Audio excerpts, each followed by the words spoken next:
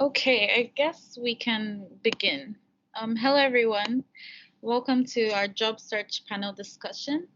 We had one similar to this yesterday, and if you attended, thank you for attending again.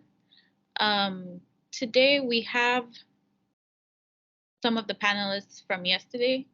We also have another panelist, Dr. Amir, who graduated from our PhD program and currently works in Alcon. So I'll share my screen and then I'll have the panelists introduce themselves. Our first panelist is Eileen. So Eileen, could you please introduce yourself? Hi, yeah. So I graduated from UTA in May of 2020, and I currently started a new position as a process validation engineer with Cook Medical just last week. Thank you. And next is Amir. Hello, everyone. Yes. Hello, everyone. This is Amir. I graduated spring 2019. Actually, I'm reading this information. So I'm system engineer in Alcon. Thank you. Yeah. And we have one more panelist, Anura, who will be joining us shortly, but I can introduce her for everyone. She also graduated from the undergraduate program at our department in December 2020, and she works for a startup called Elephas, and she's an associate scientist.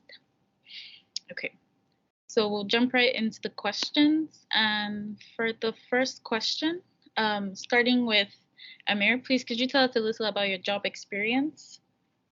Yes, sure. This is about my job. What is my job is about? Yes, I try to understand the question. Your history in working. So after the PhD, what did you do, and how did you end up in your current role? Okay, so actually, I got during my last semester of my PhD, and everyone knows I was a part of Dr. Tang's lab, and Dr. Tang actually led me, and it is a very good opportunity for me. So Dr. Tang led me to get an internship opportunity in Alcon in last semester of my PhD. So during the internship, my main role was on material group. So we were working on some bubble on the surface of the IOL. So it is about, they call it nanoglistening. So then after my so Alcon actually, because of the way that I was working over there, they asked me to join their team. And the first role that I was involved was design control. And high level definition of the design control, actually, we are group job was to the dots during the R&D development together. You know, many people are working on a one project. Everyone wants different things. Customer wants something, designer wants something. Our role was to align everything. The regulations want something. We need to align everything and work to with all the functions to make one single product that satisfy every one requirement. And after that, I think starting January, starting January, I actually promoted to the senior system engineer too. That my main job is not only implement the in product level, but also in system level, how Alcon should works. And the same thing in the previous job, I tried to make a product. In current job, not only I should make the product, but I should work in a way that all function in Alcon work on the same goal. And this is very, very holistic and high level. And I don't want to go into the detail because there are many things over there. I just want you to know what actually I'm doing right now to connect the dot together. One process, single process work properly and has an outcome that everyone be satisfied. Okay. I don't know if I answer your question or not. You did, and you gave some more, so that's good. Thank you. Okay. Sure. And Eileen, what about you? Yeah, so after I graduated from UTA, I wanted to go to medical school, and so I was like studying for the MCAT. I started working in the emergency department, and in that experience, I realized that I don't really want to go to medical school right now. And so then I started applying to different positions, and I ended up with Cook Medical. Nice, very nice.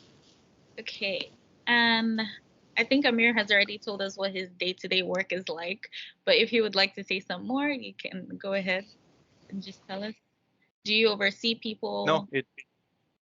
so yeah, many groups. So day-to-day work, so communicate with many groups. So different group work together, and yeah, and working on different process, develop some process, verify some process, validation. So yeah, I think these things are, some of them Eileen are aware about that because she's in team, so she knows what I'm talking about. Yeah. Okay, all right. And Eileen, what is your day-to-day? Yeah, so since I just started, I've been doing training, but going forward, I will, well, for context, Cook Medical has like over 18,000 parts in their product line. And so I'll be researching the part, making sure it's up to, the FDA standards, and then reviewing the processes from like the part to the full product, the manufacturing, and making sure that any gaps within their documentation, or finding the gaps and then fixing the gaps within their documentation. Okay, nice, very nice. And for the next question, um, Amir, maybe you can also tell us some about this. How did you determine which job was suitable from you, especially moving from working in a research lab to going into the industry? Yeah. So the thing, I have one key word. So the thing that is very important for me in all of my life was wherever that I can learn new thing, it is the right place for me. So as long as I learn something new, I will go for it. I've never seen myself to be in industry, and I had this discussion with Dr. Tang in the past as well. I was always saw myself be a professor, be in the lab or teaching in the classes. So, and have never, I told you before this call, I talked with you. So I've never applied for any job. So my internship, my friend told me that there is opportunity. I apply for that. I apply, I got the job. During my internship, Alcon reached out to me and they gave them to me the job. I didn't apply for any job. So as soon as I understand that there are opportunity that I can learn something new, that job fit to me. And this is different for everyone. This is my perspective. Yeah. Okay, so for you, it's more like how can I improve my knowledge and not necessarily staying in one track and developing in that one track. You like branching out and learning new things. Exactly. I hate to do same thing multiple time. I prefer to develop something and give it to someone else and start a new challenge. Whenever it starts to be repeated task, I don't like it. Okay, okay, that makes sense. And what about you, Eileen? How did you determine which job was suitable for you, especially because at first you wanted to go to medical school, but then you changed your mind. So, what made you decide to go for uh, validation engineering as opposed to other aspects of tissue engineering that you could have pursued? So I thought that this position would be like a good stepping stone, as I had never, utilized my BE degree to, its full potential per se. And so in this position, I knew that I was going to learn a lot about medical devices, and I just eventually I want to get to the point where I can help, design and manufacture the devices, whereas right now I would just be, validating the processes. So I felt like, as I previously said, that it was just a good stepping stone to get where I want to go. Okay, that's good to know. And I think that's also good for some people that might be listening because obviously you might need that stepping stone to get to where you want to. You can't always get that entry level job in the department you want or aspects of tissue engineering you want. Okay. And for the next question, well, Amir has told us how he found his job opportunity. What about you, Eileen? How did you find yours? Did you use search engines or connections? Yeah, so I got my job through a recruiter on LinkedIn. And so if anyone's listening, I would highly recommend beefing up your LinkedIn profile. Don't be afraid to reach out to hiring managers. If there's a job posting that you are really interested in or you think you would be a really good fit, definitely message the person who posted it. Like, there are instances where I did that, and the same day or the next day I'd get phone calls, and I'd set up an interview. So definitely reach out and don't be afraid to market your skills and your knowledge. All right, thank you. And we'll move to the next question, which is what were the ups and downs of your job search? But I would like to kind of modify this question for Amir. For you, what was like the ups and downs of, I guess, assimilating into a different world in which you're no more in research and now you're in the industry? What was that like for you? So during just one point about the job search. So because all of us has LinkedIn. One of the things that I noticed, the description of the jobs are not very clear, and they are not advertised very well. So as Eileen just mentioned, have confidence and go and advertise yourself, sell yourself to them, and be confident. So they are not looking. So always so my friends or some of the students from past ask me what we should learn, what software we should learn. Right now in industry, so whenever I interview someone for a job, I'm not looking. I'm looking for soft skills. I'm looking for, if you know something, how you can advertise that, how you can communicate that. If I were you, work on your communication skills. The softwares everyone know how to use. I don't know. Macros, they are important. They are definitely important. But the soft skill is more important. This is something that I want to just add about this. Okay, thank you. Yeah, so like Amir said, soft skills are important, and you're talking about like teamwork, communication, Exactly. time management. Exactly. Exactly. Time management. Yeah, exactly. And be very, very agile to the change. Very agile to the change. If something change, be prepared for that, because this happen in the in industry. The pace is very fast. You need to be adapt to the change. Don't try to beat the change. Try to adapt to the change. Yeah, this is something else. Yeah. Okay, all right, thank you. And for Just to go off of that, I definitely agree. You definitely need to show your soft skills in your interview, and the best ways to show, don't tell. So, in my interviews, they'd ask me like, when was a time you had a difficult challenge? And, it's good to like show them, hey, like I had this project and this is how I, work through it. So, yeah, I would just say, show, don't tell, and market yourself as best as you can.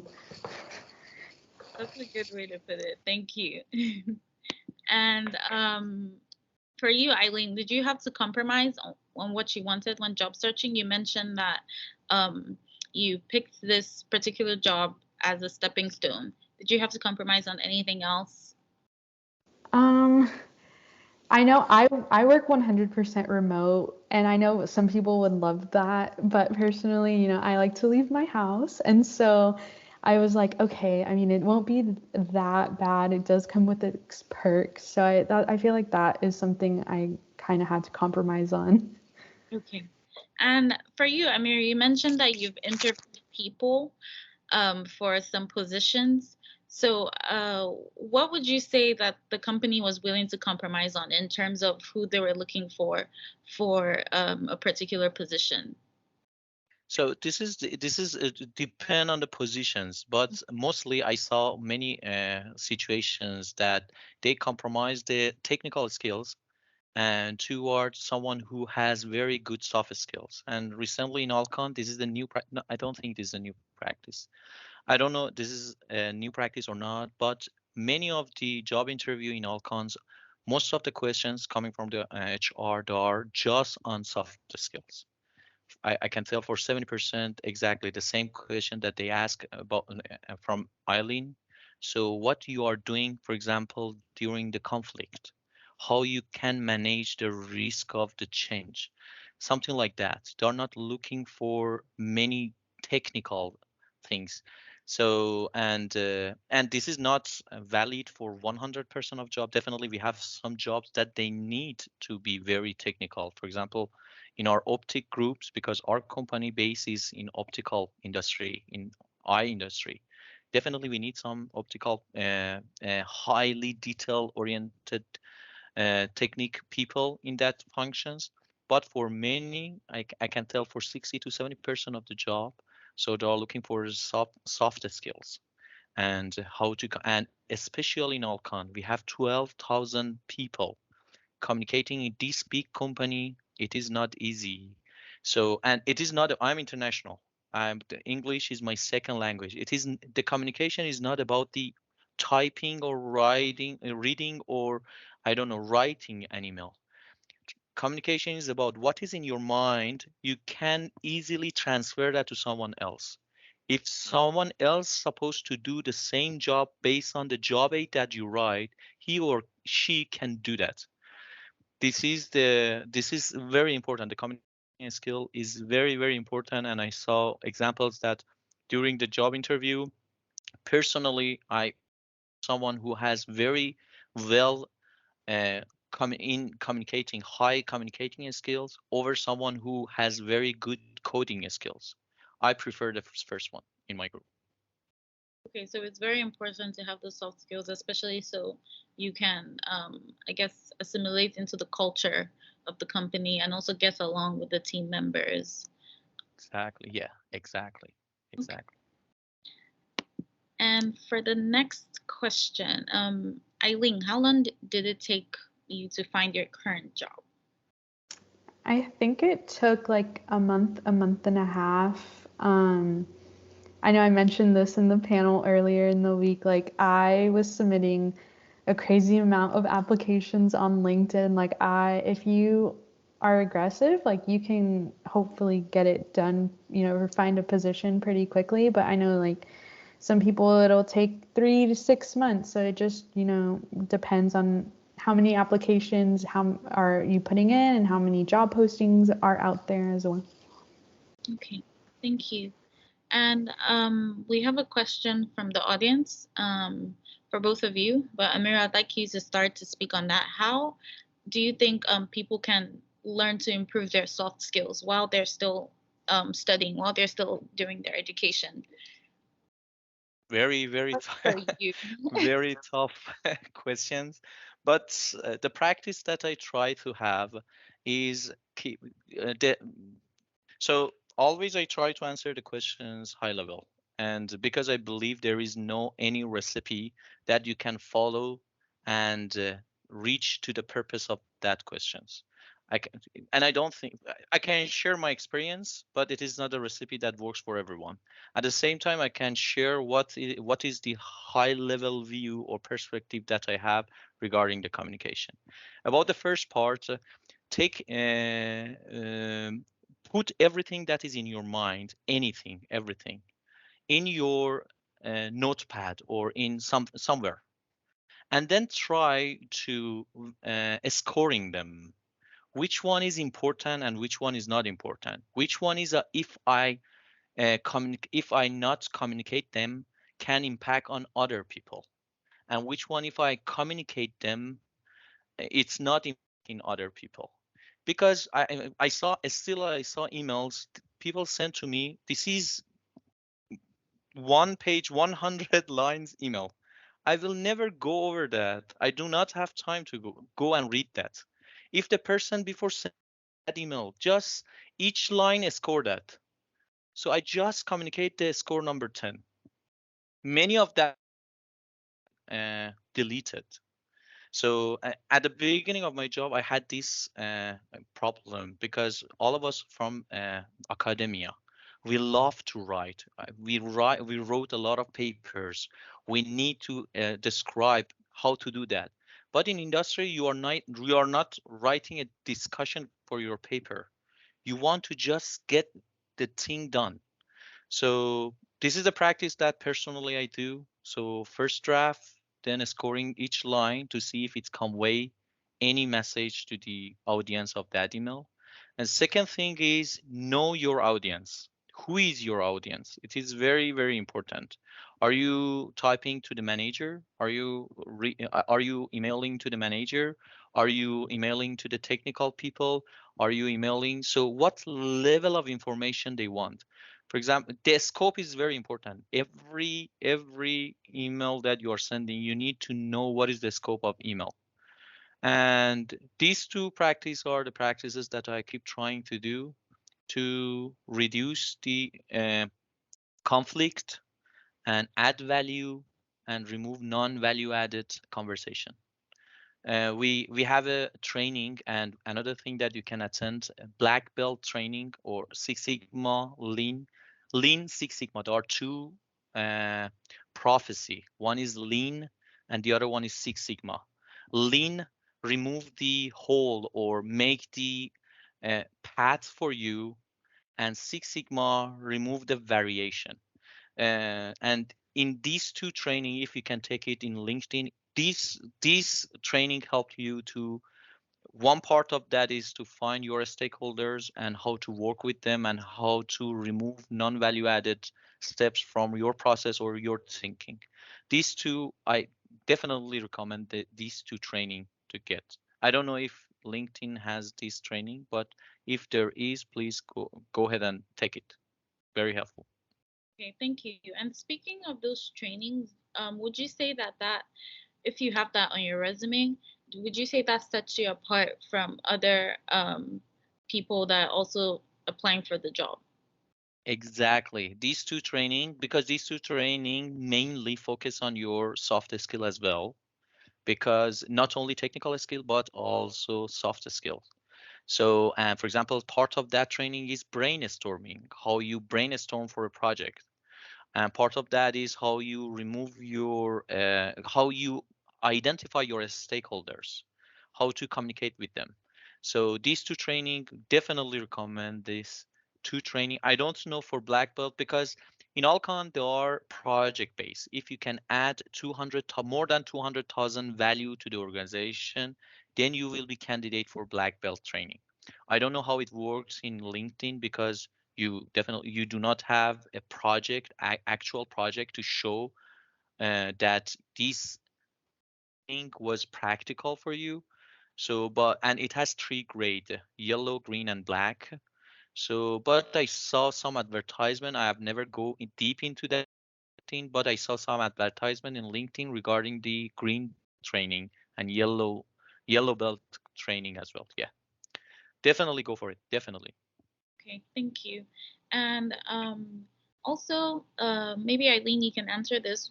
What do you think students can do to develop soft skills, like maybe research or like putting yourself out there by giving presentations or um, being involved on campus? Like, what would you say? I would say all of that and, maybe getting job experience. Like it doesn't have to be even related to, science. Like if you're, a waiter at a restaurant, like you will, you're gonna have to develop those skills when you're, talking to your customers.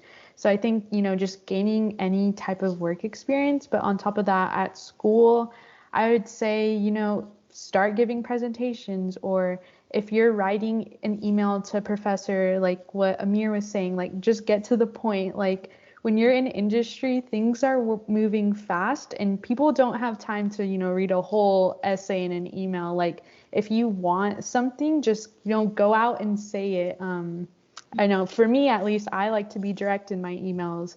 And like Amir was saying, like I like to bullet point things as well if I have multiple questions. And then, yeah, work on giving your presentations because, like Amir was saying as well, like communication is so important. Like one of my managers last week was like, it doesn't necessarily matter what you know, it's more important like how you communicate and how you work in a team. Okay. All right. Thank you for that. Both of you are in agreement with that question. And for Eileen, what was the interview process like for you? Yeah, so I originally applied to an in-person position for Cook Medical, and the recruiter reached out to me and she asked me if I was willing to relocate, and I said yes, but I prefer not to. And so in that, we waited a few days, and then a remote position became available, and I interviewed someone from HR, and she gave me a lot of what's it called, like example based, or I forgot the word. Scenario based. Yeah, like scenario based questions. And then, she loved my soft skills, she loved my knowledge, and then I was able to start a few weeks later. Great, great. Okay. And Amir, so what's the interview process like in Alcon? I know you interview people, and like in addition to soft skills, what do you say sets apart applicants for you?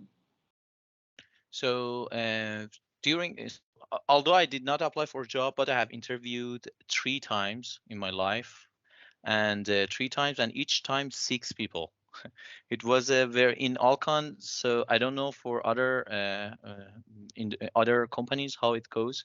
So, but different people from different groups interviewed you, and the reason for that is to decide in non-biased way.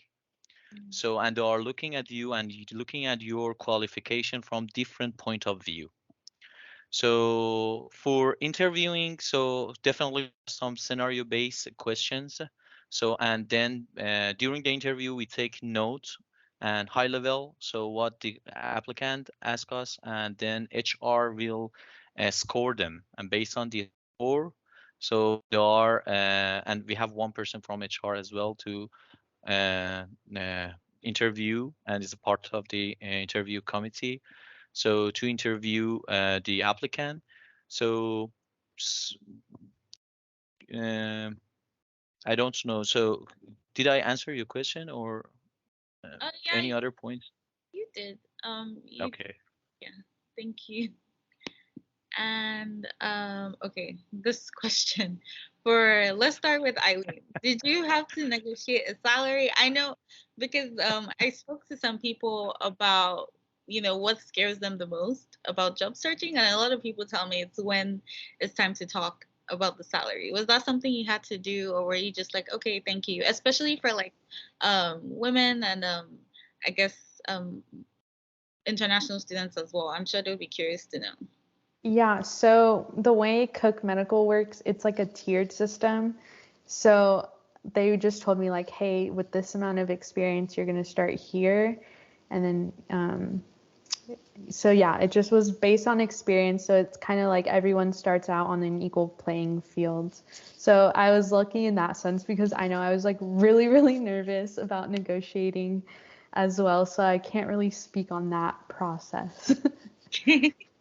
What about you, Amir? Did you have to do that? So definitely negotiate that, but don't overprice, and don't lower price.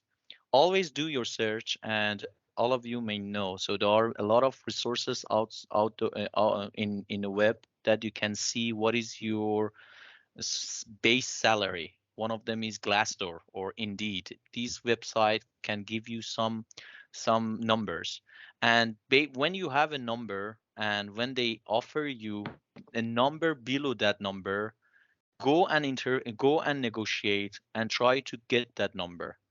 But don't say something that it is not rational. So when you have some information in the web, it is a verification of you, or it is a evidence that you can confirm that your value is this much. because you have evidence. But when you say something that it is very high and it is not rational, maybe you are losing a good opportunity. So definitely negotiate, but with evidence. This is my All right, thank you. recommendation. Also, whenever I was job searching, I don't know if this is true, but never to throw out the first number because, like, apparently, if you are like, if you're you might undersell yourself. You never know, and so that's just what I've read online. But I definitely agree with going on Glassdoor. It was very helpful when I was looking at jobs, just to see, what the market was like for certain positions. Okay. And one more thing. So because this happened recently to me. So when I got promotion beginning of this year, and if you as your beginning salary be low during the promotion each year, they are not. It is not too much add to your salary. That's why do not start with a low salary. Start with a high salary because from there you are going to grow, and this grow is will be slowly. So try to have a big peak at the beginning of your graph and then slowly grow that. It Okay. is the engineering point of view of that. Yeah. Okay, so basically, wait for them to give you the offer. Don't undersell yourself, and also don't be too unrealistic when asking or when negotiating. Okay, thank you. And what are some key takeaways that you have learned from the job search process, or from also like aiding your company in the job search process? Who would like to speak first? I Eileen? can start. Um, I would say, I know I keep repeating myself, but put yourself out there. Don't, have confidence. The B department, I feel like really, they do set you up for success. It's just like, how well are you able to communicate what you've learned? And, you will get those rejection emails and they might hurt a little bit, but that's okay. That's just means something is waiting for you around the corner, and don't beat yourself up too much if you don't hear back or you get that rejection email. Okay, all right. So just persevere and don't be discouraged, and be relentless and be confident as well. And what about you, Amir? So I'm actually this question. I was not involved with these questions, but something about search. Try to because I'm good searcher. I can search very well, and it is another soft skill. Can find something that you want in a short time in a web. So just try to find the most important keyword that you are looking for. Defining the keyword in your search skill is very important. This is something that I just want to add. Okay, thank you. Thank you for that. And um, Eileen, if you could do all of this again, what would you have done differently? Starting from undergrad or maybe even high school. That's a hard question. I did do all of it again. What would I do differently? I guess I would try to hone in my design skills maybe a little more, or like try to work on my SolidWorks a little more, because I really enjoyed Dr. Tang's class. I think we were partners in it, Samira. Yes. Yeah, where we learned SolidWorks. I felt like that was very helpful, and I, just wish I could have honed in my skills on that. But as far as the search goes, I feel like I really put myself out there, and I'm glad I did. That's good. What about you, Amir? Is there something you wish you would have done differently, or are you like completely fine with how everything turned out? Or if you could. Definitely, yeah. Yeah, definitely there are a lot of things that I need to improve, and definitely I was working on my communication skill. Definitely improve my presentation skills. Presentation skills in industry is totally different from academia. So I should make a deal with 10 people in the room from different background in just one slide. So never, and the bullet point, Eileen mentioned a very important thing. So bullets in the presentations and have a better presentation skills. So I was always think I'm a good presenter, but I'm not, and I was not. So I should try to, if I back, I work on that, work on my communication skills, work on my some soft skills. So right now, something that in this level, one of the things that I don't know how to provide feedback. During the PhD, the good thing was we learned how to get feedback. But during the PhD, we didn't learn how to provide feedback. This is something definitely need. If I go back, I try to learn how to provide feedback to other, not only to my direct report, but also to my manager. This is something that I definitely want to learn, or how to ask for example, the project is stopped somewhere. I do not have that skills to follow up with stakeholders, so and keep them in track. This is a skills. This is definitely one of the most important skills. How to convince people to deliver something for you if it is not their main job. It is very, very important. There are many functions. They are busy with their work. You need something from them. How I can convince them to give this to me. It is very important. And there are a lot of other things that if I keep thinking about them, they are coming to my mind. But there are a big list that I wish I could come back and correct them and learn them better. Okay. And you mentioned that presenting in academia is very different from in the industry. Uh, Yes. what's different about it? What stands out? So in academia, the thing that we are doing is very innovating. And to share it with someone else, we need some level of details. So, but in industry, it is not about the details. It's about very, very high level. So because in academia, we do not have hierarchy. In academia, you and your professor. But in industry, you have hierarchy. You have your manager. Your manager has his manager. His manager has his or her manager. So in this way, they are trust on each other in details. So when they trust on each other details, you do not need to communicate that details. You just need to communicate the high level.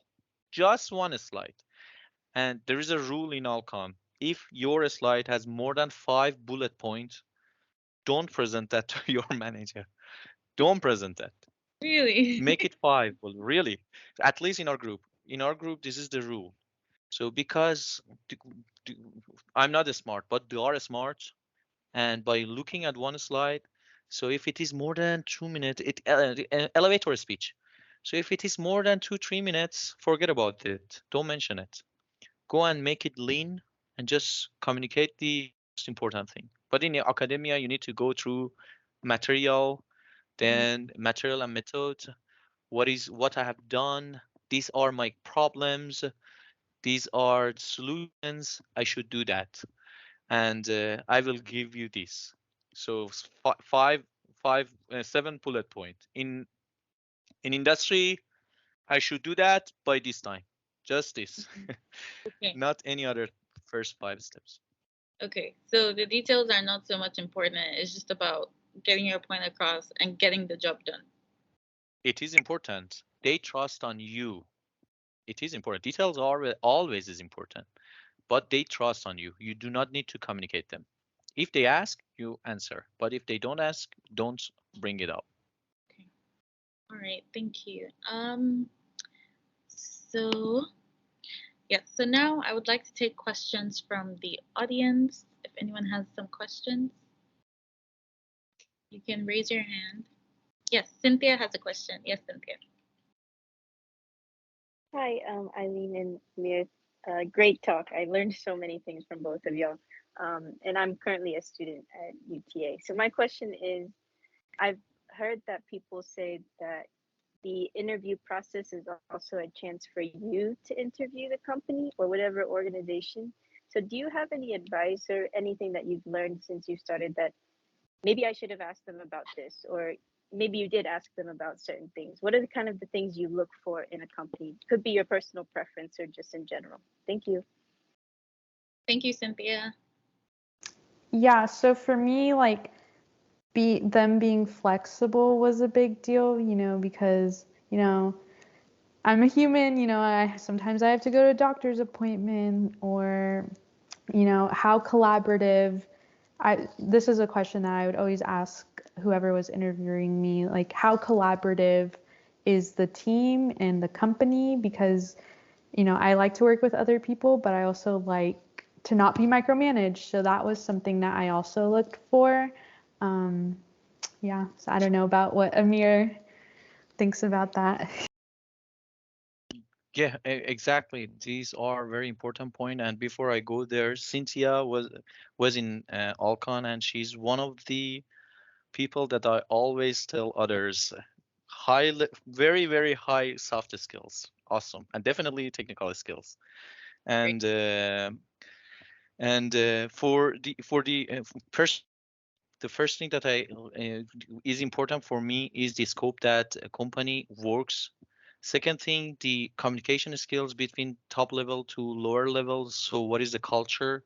So all the tasks, because we are sometimes the project happening in a pace that the communications are not very clear. What is the actual ask? It is very important personally for me and for my team that we know what we need to do and what to deliver, and not to be vague. So definitely, as a stakeholder, it is very important for me that the communication culture in a company be very, very clear. And the last thing is the number of the people that are engaged or we are going to work with.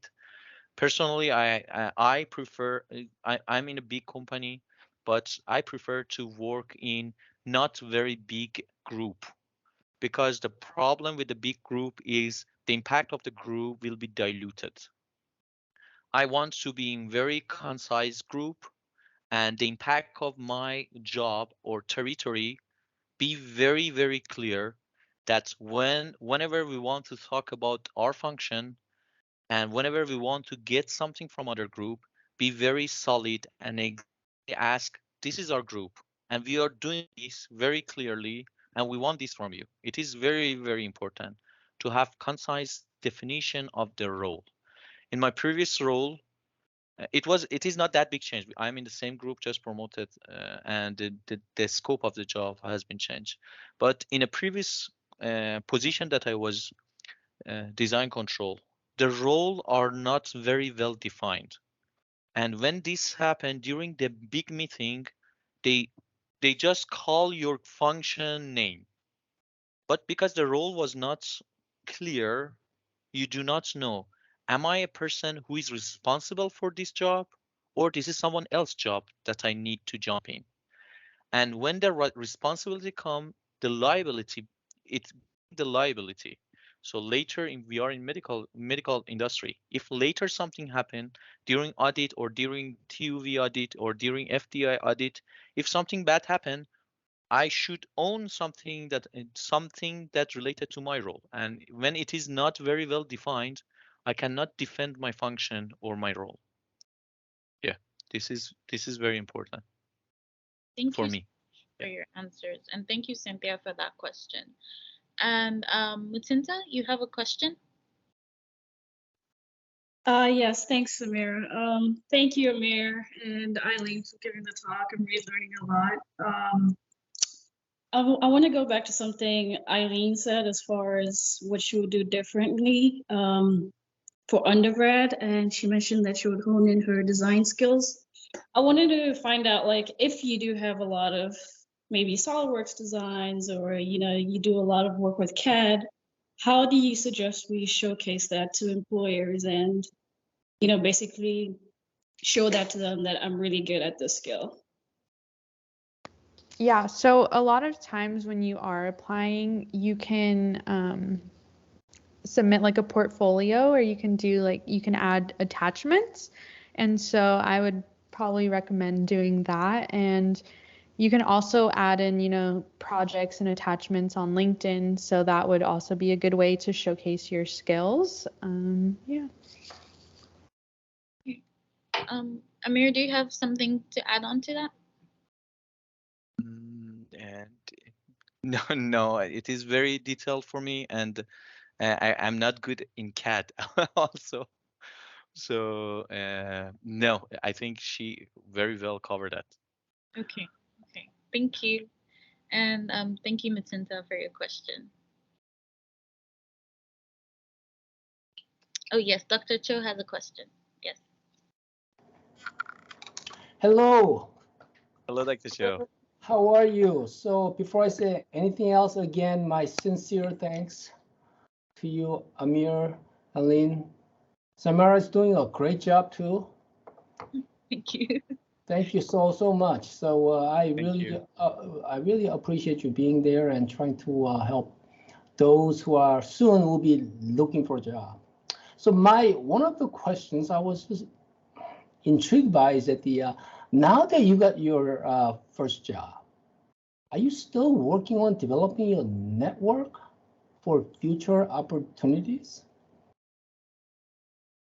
How are you doing that? Uh, Amir, Amir, we can't hear you. Are you speaking? Yeah, no. Oh, So very, very, very good question, Dr. Cho, and hello, Dr. Cho, and it is always my pleasure. So regarding the making network, definitely we need to keep our networks and keep in touch with them. So and this is not so this is our first this is personally this is my first place, and this is first my first industrial position. Definitely need to work on my networks and uh, keep that. I personally personally I try to have my connections with UTA. Many of my friends apply, so and I try to help during the job interview or during sending the job posting in our group to UTA students. So definitely we need not only here through our life we need to keep our networks, because uh, actually the peoples together give meaning to what we are doing. So yeah, definitely. I would say I'm definitely, this is also my first, big girl corporate job. So, keeping, I harp on LinkedIn, but keeping your LinkedIn, up to date, continuing to connect with people online and, for all the people who haven't graduated yet, build those connections in undergrad now because you never know, one day maybe your peers working at a company that you really want to work at. And so you want to keep those connections alive and thriving and, just checking in with people every now and then. That's what I would definitely recommend. And that's probably one thing that I would go back and do in undergrad. okay. Thank you for answering that question. Dr. Cho, do you have any other question or was that it? Oh, okay. It looks like Matinta has another question. Yes, you can go ahead, Matinta. Yeah, sorry about that. I just have one more question. How did you guys know you wanted to do industry rather than research?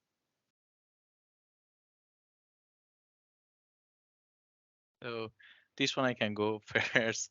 So during I have never think about the industry when I was in PhD, and I remember the last semester of my PhD I got the position in UCLA for postdoc, and I always wanted to go there in summer. It was in June time, in not June, before that it was in May 2019. So then one of my friends when asked to apply for that in, and when I came to Alcon and I started doing the industry, and I saw how they are different. So both of them add value. The research in university and doing research in industry. But when I saw the picture of the people who did the cataract surgery on the wall of Alcon, and when my aunt did the cataract surgery and called me and told me which IOL I should put in my eye, and I saw the impact that I can make by doing the job that I'm doing right now. So that's feel it, it changed my life. That's was the time that I changed my decision, and that's why it was the time that I decided to go to industry to see the impact of my job.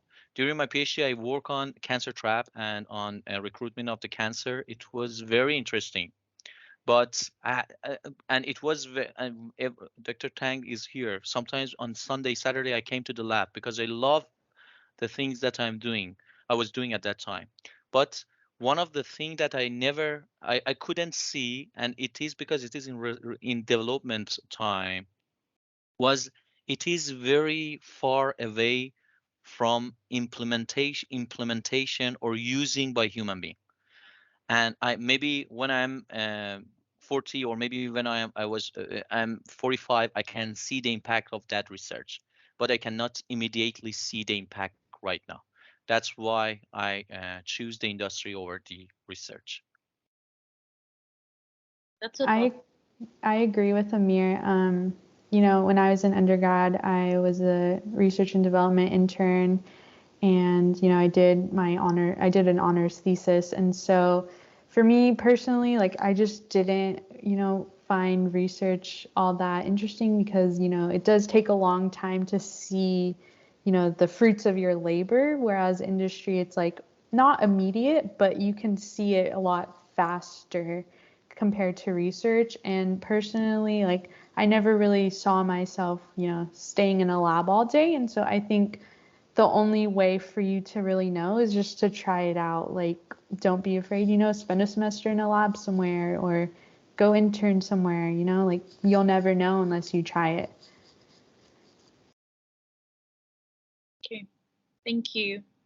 And just to add on to that, maybe this might be the last question. Um, I've always heard that like in academia versus the industry, that the in academia it's like you have more freedom to choose what you work on, um, whereas in industry, you're given what to work on. Is this true? And did this also affect your decision in any way to go to the industry or stay in academia? I think So it's for each, yeah, definitely, oh, go ahead. no, no, no, please go ahead. I I talk a think lot. it's definitely true. You know, from day one, I was told, you know, this is a project you're going to be working on. This is what needs to get done. You know, I'm not in a managerial position, so if that's just how it works out. I don't know what Amir's experience is, as you know, he's been promoted through his time with Alcon. So yeah, the same. It depends on the how big is the company. For example, in Alcon, you can easily go. It is not definitely there are some tasks that you have to do, but there are a lot of opportunity that, and there are a lot of things that you can go and learn. So one day, for example, you can go and do. I cannot go from the design control team and do the lab stuff or go to the lab and do some lab things. But there are a lot of opportunity that it is not just that they giving you some task to do. This is something that you can choose as well to what project you want to work or what process you want to improve. Okay. All right. Thank you. And actually, just one more question, and that'll be it. And this is for people that are hoping to get into a managerial position eventually. And obviously, straight out of undergrad or master's or PhD, you might not always get that job. You have to start with like an entry level job. And so, what would you say is like, how can you develop those leadership skills while you're in that entry level job to be recognized, to be promoted to that managerial position?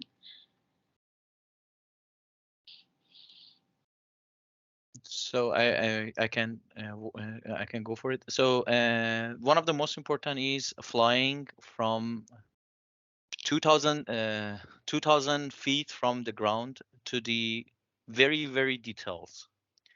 So this is the very important, changing the scope from very high level to very detail, and again go back to the high level, go to the detail. This is very important skills.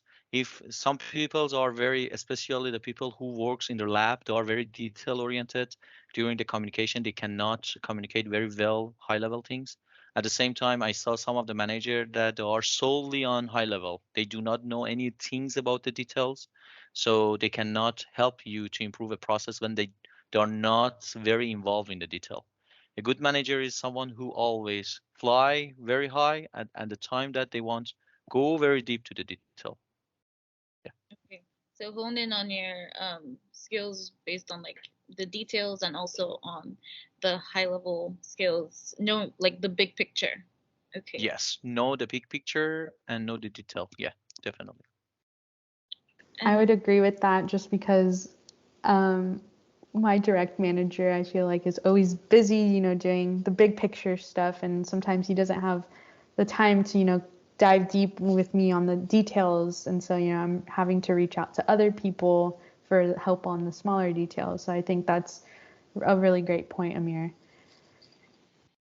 Okay, we've come to the end of this panel discussion. Thank you so much to Amir and to Eileen for joining us today and for giving us your time. And I guess Dr. Cho would like to say some last words. Yeah, well, my last word is thank you so much.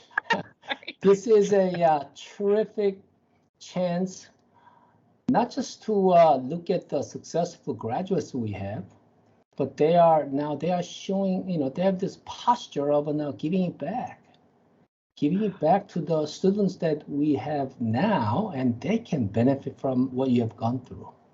So sessions like this, I think, is such an invaluable one, and we want to lean on you even more. So we'll have more of these, and we'll continue to invite you. Thank you so much. Thank you. Yeah. Thank you. Yeah, definitely. And thank you, Dr. Cho, for everything, and thank you for giving us this opportunity. And also, I want to thank Samira. You did a very, very great job. The thing that you are doing and coordinating this meeting in this timely matter, this is a skill. Definitely. Well done. Kudos. Thank you.